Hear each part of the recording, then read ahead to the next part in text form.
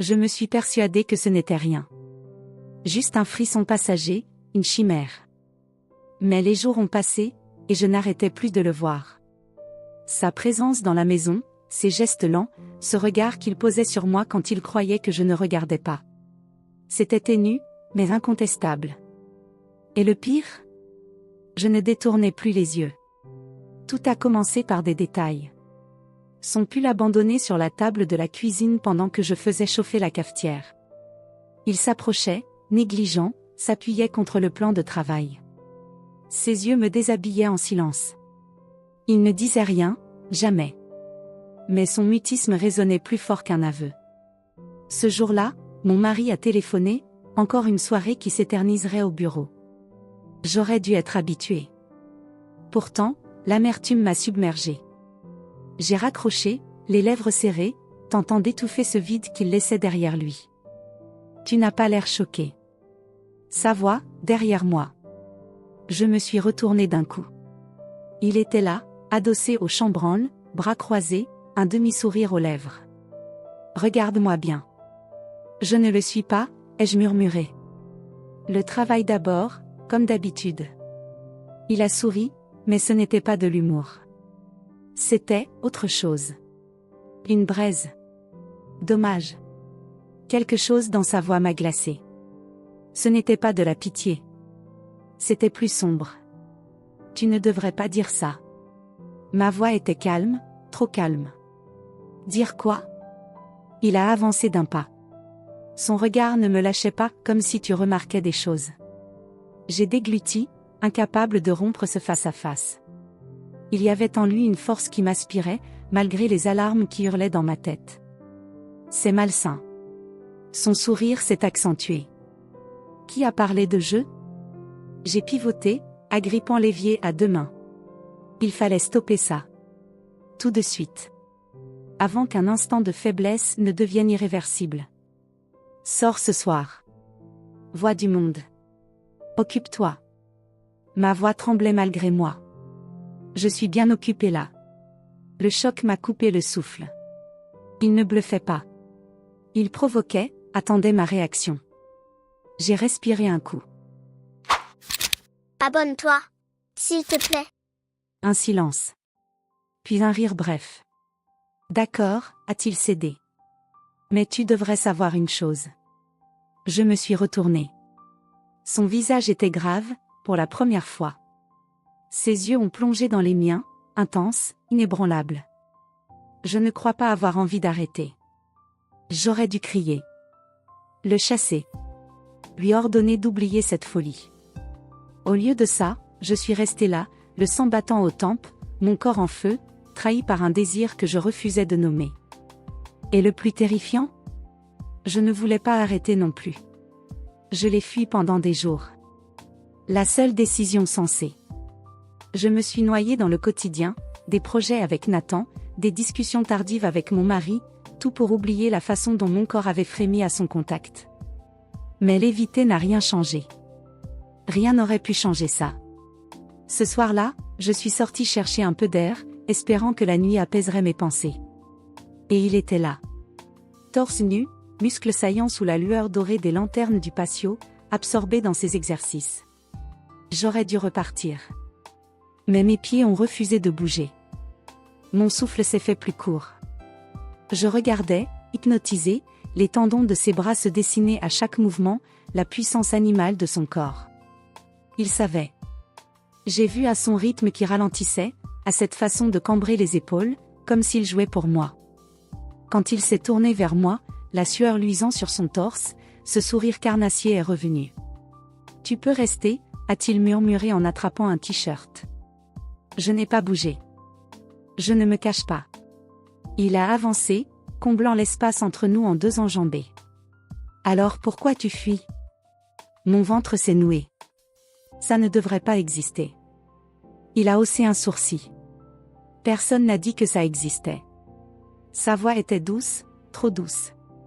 Mais je crois que tu te mens. J'aurais dû reculer. Briser cet instant avant qu'il ne nous consume. Mais quelque chose en moi résistait. Était-ce la solitude ? Son regard, qui me voyait, moi, pas seulement l'épouse négligée, l'ombre polie d'une vie trop parfaite? Arrête, ai-je chuchoté. Une prière, pas un ordre. Il n'a pas obéi. Sa main a effleuré la mienne. Une décharge. Mon pouce est emballé. J'aurais dû partir. J'aurais dû, tu le sens, hein? Un coup de tonnerre a déchiré le ciel. La pluie s'est mise à tomber, violente. C'est impossible, ai-je menti. Il n'a rien répondu. Il n'en avait pas besoin. Ses yeux disaient tout. Ça l'était déjà. Je me suis arrachée à lui, courant vers la maison, claquant la porte derrière moi. Dehors, l'orage grondait. Je me suis mordu la lèvre, encore électrisée par son toucher. J'aurais voulu le haïr. Pour avoir insisté. Pour avoir réveillé ce feu. Mais la vérité, au fond de mon souffle coupé, c'est moi qui avais regardé en premier. Cette nuit-là, le sommeil m'a fui.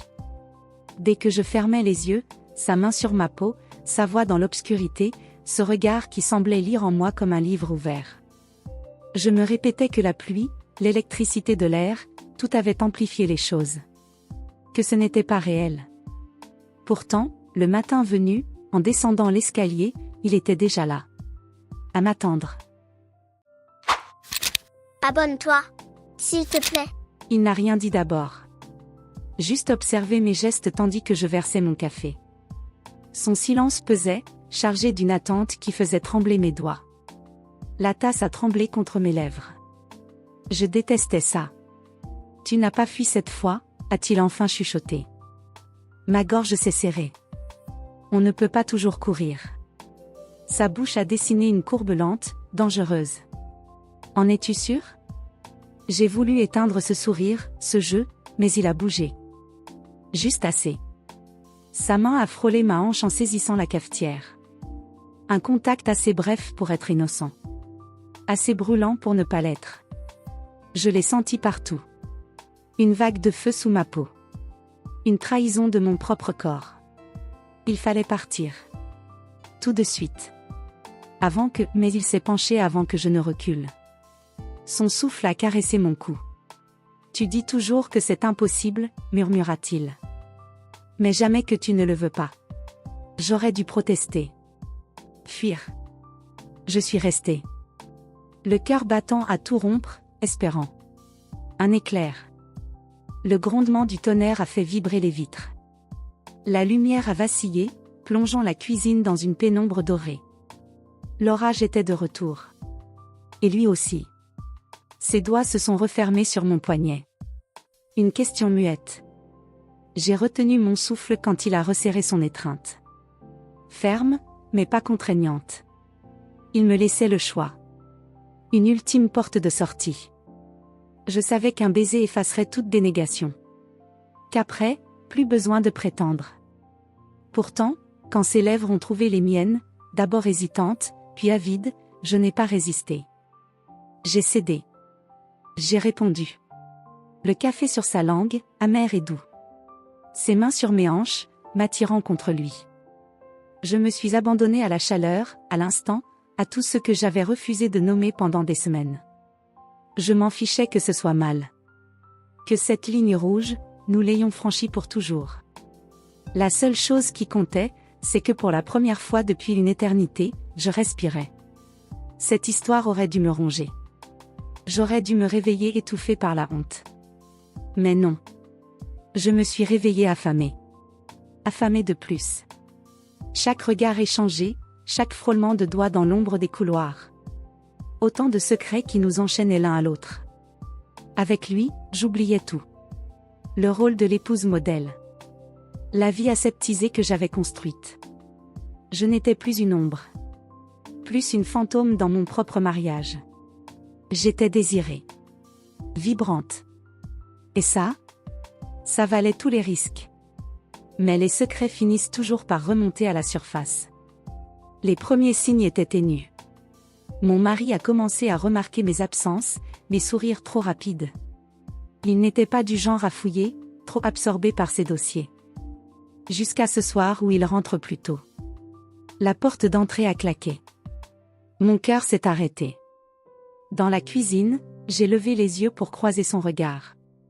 Quelque chose, dans ses yeux, était différent. Où est-il? Abonne-toi.